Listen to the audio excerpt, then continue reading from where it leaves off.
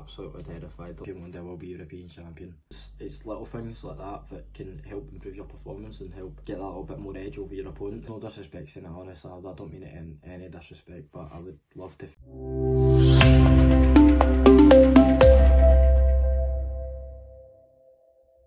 I'm Rio McDonald, boxer for Fairytale in Murrow. My box style is like very different compared to some people's. I feel that most people know me as the one who likes to kind of like fighting outside the ring, kind of just be slick and try and move my head a bit, because I like to kind of dance about, kind of just be a showboating a little bit just to kind of entertain people. But sometimes I will just fight with no showboating, nothing, just get the head down and straight away. Did it my last fight yesterday against Rio McDonald from Aberdeen. I kept a high guard and just try to go for it. My favourite box all the time is Prince of Team. I think that's where I get it from, because I just like the way he showboats and stuff. I just feel like it makes it more entertaining, because obviously you want to win every fight, but at the same time you want to make an entertaining fight. You don't want to just win in a boring way. You do it because you want to impress people. So it's something that I always like to add to some of my fights or sparring sessions. Proudest moment's probably been first fight, and it was in the novices. I lost it for my very first fight. I'd trained 2 years for it. I got offered the chance to go fighting, and I thought to myself, you know, I'm going to back myself here to go do well. I remember on the day I was absolutely terrified. Like, honestly, I was ready to be like, no, I can't do this, like, it's too tough. But then I worked up courage, I went in the ring, gave it a good go, to be fair. Obviously, I think most boxers always remember their first fight more than any other fight, and I remember it very, very well. And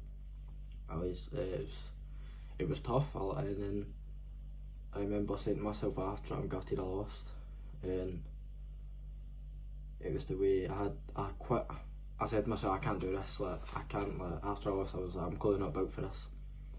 I came back and had an exhibition match for my old club de Barn, and I fought really well, and I thought to myself, no, I mean, I can actually do this. And it's just, I'll remember it forever, because it's a moment when I said to myself, like, I can clearly do this, I've clearly got it in me to just keep fighting and keep moving on, keep improving. The reason I started boxing was because when I was growing up, I think I was quite small than everyone when I first went into high school, and I started going to the gym a wee bit.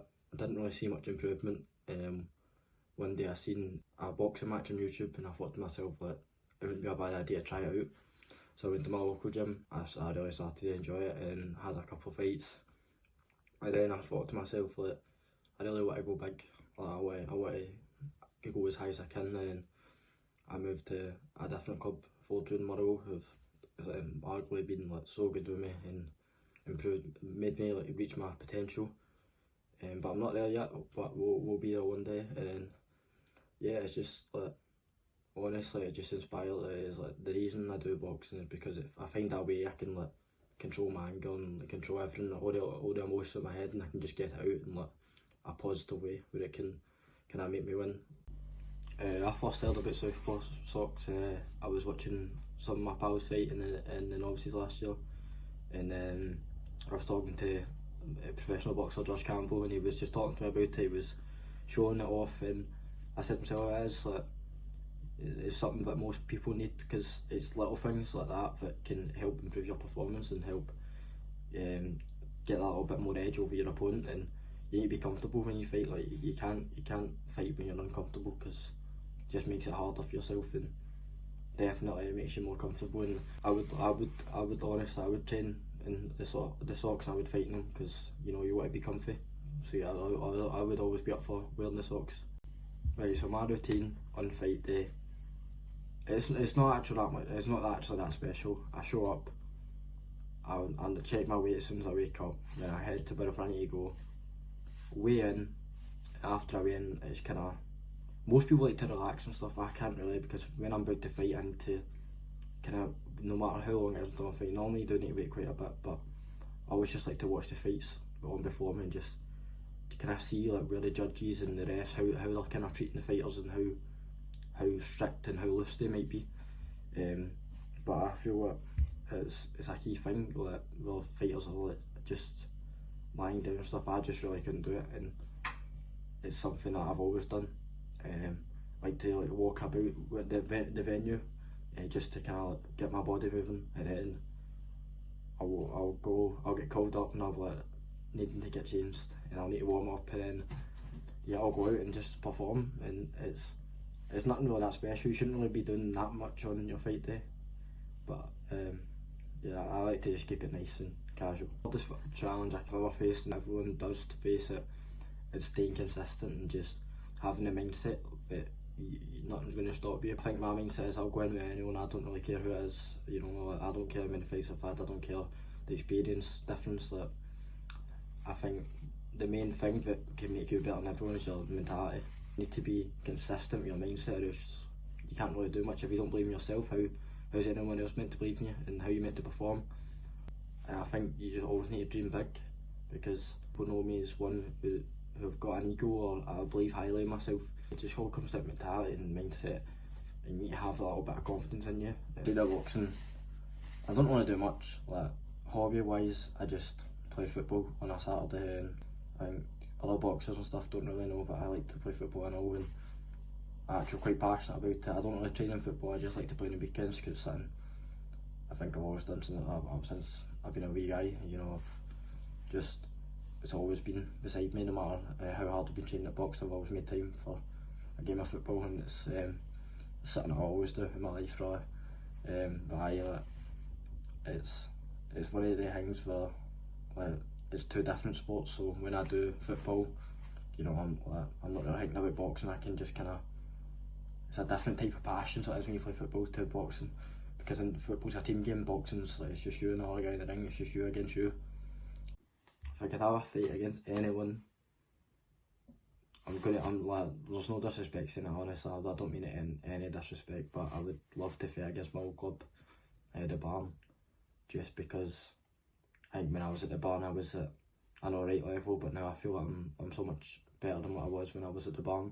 Not because like the club difference, obviously, just that the Fordwood style was better for me than what the Barn style was.